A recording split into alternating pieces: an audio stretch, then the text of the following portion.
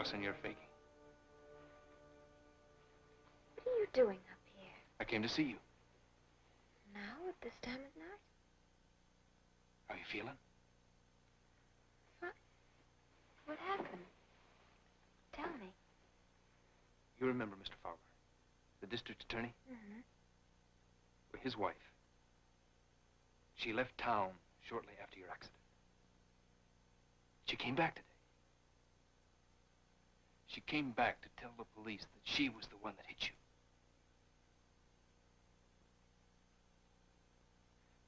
I thought it'd be easier to tell you than for you to hear it on the radio or from the police. Did she bring me back to the hospital? Of course she couldn't have. We would have known sooner. She didn't even stop. She was scared. Of what? She had a reason. How could anyone leave a person half dead in the middle of the road? What reason? What reason? She was coming from my house. She was a married woman, and she was coming from my house. You knew all this time. Yeah, I knew. Gary.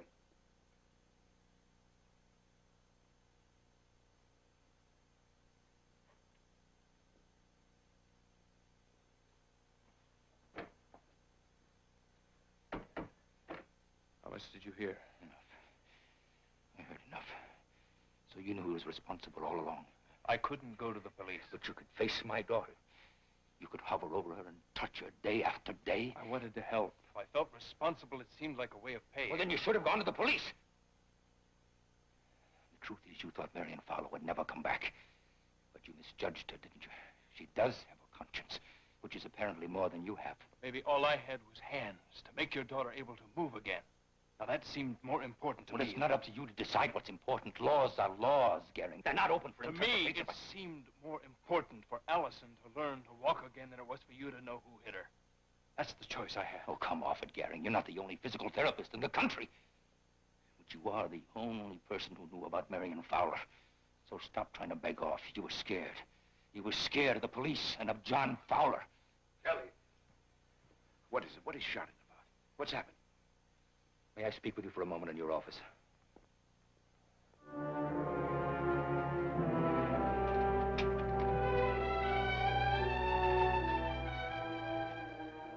You're walking again. I heard shouting and I... You cared about something and you got out of that bed. He didn't have to shout at you. He's your father. He loves you.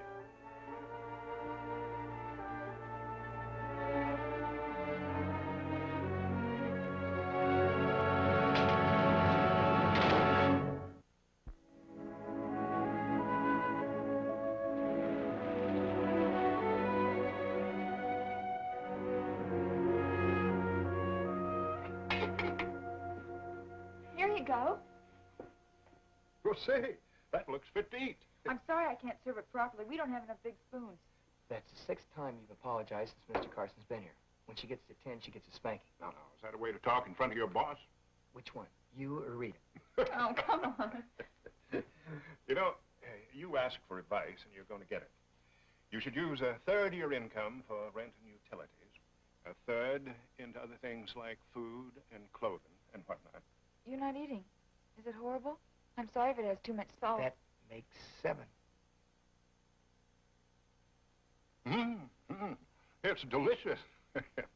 Then half of a third should go for emergencies, and the rest put in a savings account, no matter how small. What'd you put in the hash? Steak sauce. Do you have any ketchup? Well, we're not making enough to save anything. We've only got chili sauce, Norm. Sorry. That makes 8. 2 to go. Company.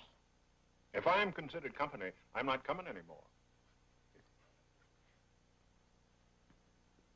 I'm sorry. Halfway through the swing counts as a strike. That's 9.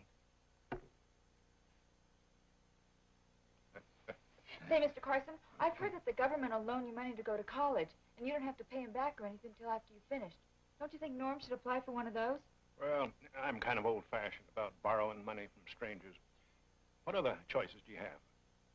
Well, working for you full-time, which I really appreciate, but I... Oh, you don't have to explain.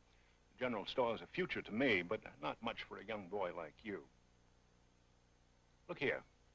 Why don't I try to round up this college money for you? That way, all you'd have to do would be just to invite me to dinner once in a while. Wow. You don't have that kind of money, Mr. Carson. After saving a third for 40 years, do you want to bet? Is that all you're going to say? You don't like to borrow money from strangers, and I don't like to borrow, period. Mr. Carson, you can have hash soaked in steak sauce anytime you like. You know that.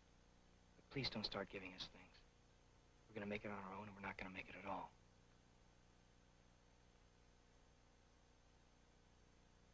I mean that. Well, am I glad to hear that. You know, I'll bet you got a beautiful dessert. No, I've only got ice cream. I'm sorry. That makes 10. Here we go again.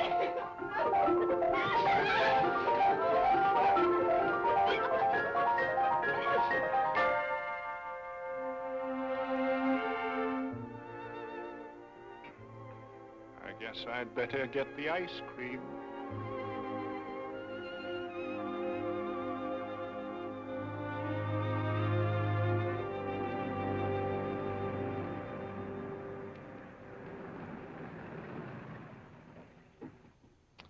Sorry I can't be with you this morning.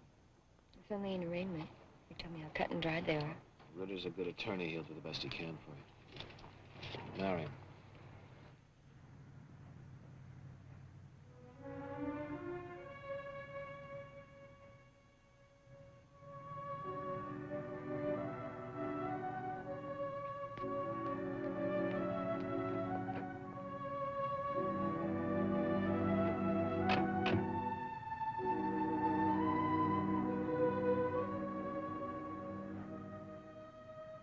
Those women, I worked with them at the hospital. Marion. I can imagine what they're thinking. So can I, but I don't care, and I don't think you should either.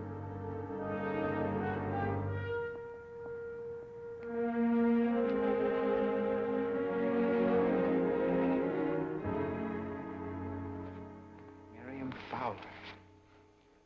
Do you hate her? For Allison, I mean. I don't know. Gentlemen, I think you should know I flew up to the Capitol last night to talk to the Attorney General. I asked him to assign a special prosecutor to my wife's case. I also offered to step down from this case, but he asked me to stay on. So I guess we'll still be bumping heads for a while. Well, thanks for the briefing. We'll keep our crash helmets handy.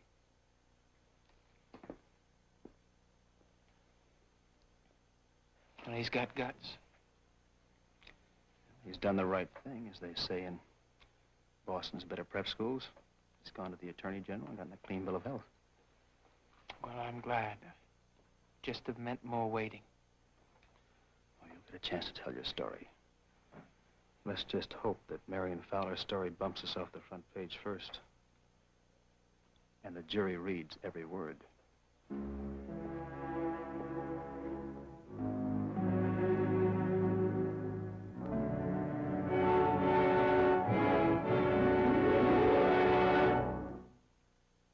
Preview from the continuing story of Peyton Place.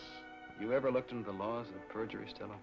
In some places, the convicted perjurer has to serve the identical sentence his victim was given. There are certain facts that you just can't wipe away like chalk off a blackboard. Elliot Carson is your father. I'm not gambling with Rodney's life and freedom any longer. I'm the man who signs your checks, and I'm telling you to find something else.